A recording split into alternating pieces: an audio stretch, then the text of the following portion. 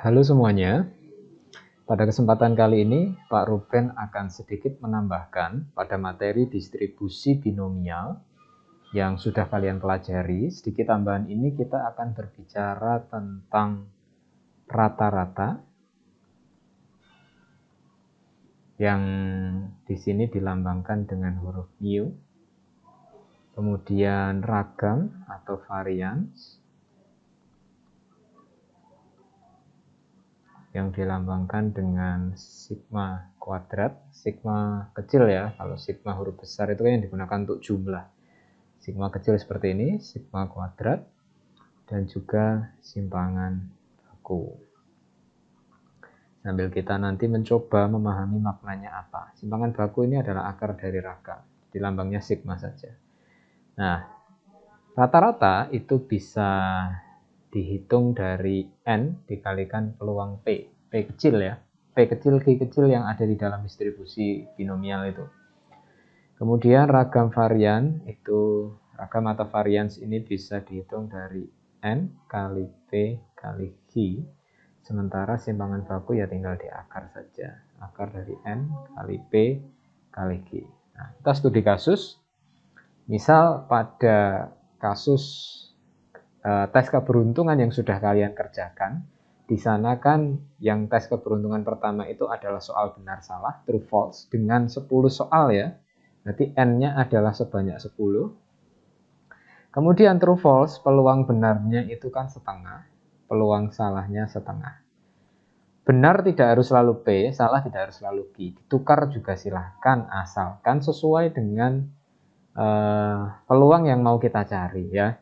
Misal kita mencari peluang benar 2. Nah, peluang benar 2 maka P-nya harus yang benar. Sekalipun ini sih memang sama-sama setengah. Tapi kan nanti ada kasus-kasus tertentu yang P dan Q-nya tidak sama. Kalau kalian ketukar bisa salah. Tapi kalau sama-sama setengah ketukar nggak masalah. Kalau P-nya 2 ya berarti tinggal 10 kombinasi 2 setengah pangkat 2 setengah pangkat 8. 2 sama dengan ini ya, sama dengan ini. 8 kan 10 dikurangi 2. Jadi 2-nya benar, 8-nya salah. Ini kan distribusi binomialnya seperti ini. Sehingga bisa dihitung 10 kali 9 kali 8 faktorial per 8 faktorial 2 faktorial. Ini kita coret.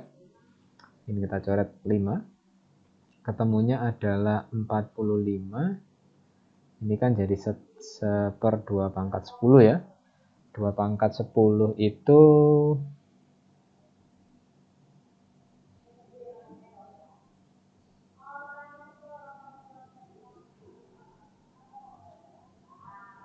(1024). Nah, jadi sebesar inilah peluangnya. Tapi sekarang kita mau bahas apa sih maknanya rata-rata. Ini kan distribusi binomialnya ya, P2, P0, P1, P2 sampai P10 harusnya kalian bisa nyari ya. Itu distribusinya, distribusi probabilitasnya. Kemudian kita cari rata-rata dari kasus 10 soal true false ini. Ketika kita nyari rata-rata kan berarti kita tinggal masukkan N-nya yaitu 10 soal. Peluang benarnya setengah. Rata-ratanya 5 lah. Tapi maknanya 5 ini apa? Maknanya adalah dari 10 soal,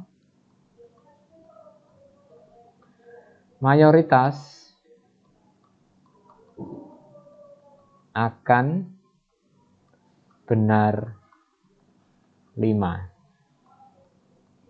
Jadi kalau kalian mengerjakan tes keberuntungan, itu diharapkan gitu ya, diharapkan akan ditemukan bahwa yang menjadi mayoritas adalah menjawab benar sebanyak 5. Jadi kebanyakan nilai kalian adalah 50 ya, atau benar 5.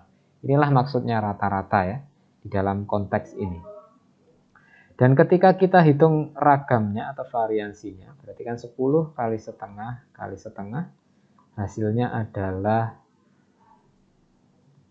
2,5. Kemudian saat dicari, ini ragam ada kuadrat ya, simpangan bakunya adalah akar dari 2,5, sehingga ditemukan nilainya sekitar 1,5 lebih ya, 1,5, 1,6, Ya, dia sekitar 1,5 sekian. Nah, sekarang Pak Ruben ingin fokus ke rata-rata dan simpangan baku saja.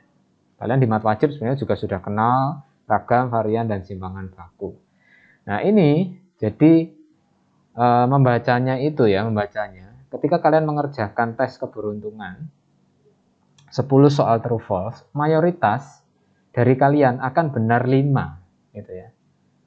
Tapi ada simpangan sebesar 1,5, jadi memahaminya adalah 5 plus minus 1,5. Ya, sekalipun tidak ada pecahan ya di dalam soal, ya nanti kalau main pembulatan ya bisa dianggap 5 plus minus 2. Jadi paling banyak itu memang 5, tetapi di sekitar 5 dia juga tersebar ya. Yaitu sekitar 5 kurangi 2 itu kan 3, 5 tambah 2 kan 7. Sekitar 3 hingga 7 ya. Jadi selain mayoritas 5, di bawahnya 5 itu ya ada yang dapat benar 4, benar 3, benar 6, benar 7. Mayoritas akan ngumpul di area sini. Sekalipun tidak menutup kemungkinan ada yang benarnya cuma 2, 1, atau bahkan salah semua. Atau benar 8, benar 9, benar 10 juga mungkin. Tapi ini kan mengerucutkan pada hal yang paling mungkin gitu ya. Nah, beginilah makna rata-rata, ragam atau varian, dan juga simpangan baku. Nah, sekarang kita coba lihat. Nah, ini distribusi, ini dari tes keberuntungan 1 ya, soal true false. Ini tes keberuntungan 2, soal multiple choice, pilihan ganda. Dan benar kita bisa lihat ya, ternyata memang datanya akan ngumpul mayoritas itu di sekitar sini. Lihat. Nah, loh, ini rata-rata dari mana Pak? Gitu ya. Kok bisa dapat 0, 0, 1, 4? Kalau PX ini kan peluang distribusi binomialnya tadi ya, yang kita hitung dengan rumus tadi. Nah, kita hitung peluangnya ini tadi, P2 di sini kan 45 per 1024. Di sini P2-nya sekitar 4%. Saya ubah ke dalam persentase ya. Itu sekitar 4%. Nah, rata-rata ini ada sedikit perbedaan dengan rata-rata yang di sini tadi. Nah, rata-rata yang di kasus sebelumnya itu kan, ingat cara membacanya ya, dari 10 soal itu mayoritas akan benar 5. Mayoritas orang yang mengerjakan akan benar 5. Tetapi rata-rata dalam tabel ini saya masih menggunakan cara yang sama sebenarnya. Tapi N-nya saya ganti N besar dikalikan peluang di titik itu ya, di variabel itu. Sebenarnya mirip. Nah, ini satu kelas saya anggap kalian 34 anak. Terus peluang benar 3-nya kalau dihitung pakai distribusi binomial dan jadikan persentase itu sekitar 11,72%. Jadi kalau dihitung dia sekitar 4. Artinya membacanya gimana? Membacanya dari 34 anak di kelas ini yang mengerjakan tes keberuntungan 1, diharapkan yang dapat nilai 30 atau yang benar 3 itu ada sekitar 4 siswa. Itu ya. Kalau simpangan baku kita terapkan gimana? Simpangan baku kita terapkan berarti akar N besar dikali PX dikali, kalau tadi kan P kali Q, kalau di sini kali P komplemennya X. Gini saja. Kalau mau kita hitung berarti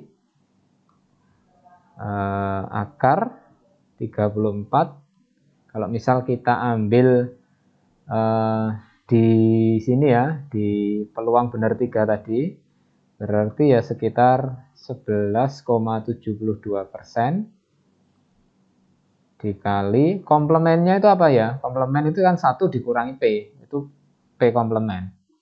Jadi 1 dikurangi 11,72% itu kan 88,28%. Nah, ini silakan dihitung. Jadi nanti membacanya ya, ini di titik X sama dengan 3, jadi yang benar 3. Membacanya adalah pada tes keberuntungan 1, dari 34 siswa, yang benar 3 itu diharapkan ada 4 siswa, plus minus ya ini, yang ditemukan ini hasilnya berapa, plus minus ini. Ya, diisikan ke situ. Seperti itulah makna rata-rata dan simpangan baku. Untuk lebih lanjut, kalian boleh mempraktekkan pada tes keberuntungan 2 Dan distribusi probabilitasnya nggak sama. Kenapa? Karena ini multiple choice, kalian tahu ya, dari 10 soal. P-nya itu peluang benar, kalau saya anggap benarnya, itu adalah 1/5. Sementara peluang salahnya adalah 4/5. Jadi akan lebih banyak terdistribusi di area sini ya. Karena peluang salah memang lebih gede, nggak seperti true false tadi. Ya, peluang salahnya itu lebih besar. Sehingga kalau kita hitung rata-ratanya, ya berarti 10 kali 1/5. Ada 2. Kalian lihat ya. Dari satu kelas anak ya, yang mengerjakan 10 soal true false, itu rata-rata akan benar 2. Dan kalian lihat beneran di sini ya, mayoritas ada di sini benar. Kalau kita hitung simpangan bakunya, akar 10 kali 1/5 kali 4/5. Coret-coret 2. Akar 8/5. Nah, nanti silakan hitung ini berapa. Nah, membacanya seperti tadi. Nah, sementara untuk kita tahu rata-rata di sini atau berapa banyak anaknya di sini ya, berapa banyak siswa yang dapat nilai 0 gitu ya. Misal kita cari di X sama dengan 0. Berapa banyak sih siswa yang dapat nilai 0 dari 34 siswa? Itu ya rata-rata juga, tapi ingat kita pakai N besar, kita pakai P0. 34 dikali 10,74%. Karena tidak ada koma jumlah siswa ya, ini main pembulatan, bulatkan jadi 4 siswa. Kalau kita mau nyari simpangan bakunya ya berarti akar N dikalikan P0 dikalikan P komplemennya 0. Jadi ini berfungsi sebagai P dan Q-nya ya. Mirip dengan ini tapi agak sedikit berbeda ya. Perbedaannya tolong dipahami dengan baik. Ini dihitung jadi 34 kali P0-nya di sini 10%, 10,74. Sehingga komplemennya kan tinggal 89,26%. Nah, ini bisa kalian hitung sendiri. Nah, seperti itulah konsep rata-rata dan simpangan baku, sekaligus ragam dan varian ya, induknya simpangan baku, yang menjadi materi tambahan yang nanti akan kita pakai di ulangan dalam bahasan distribusi binomial. Selamat belajar, Tuhan Yesus memberkati.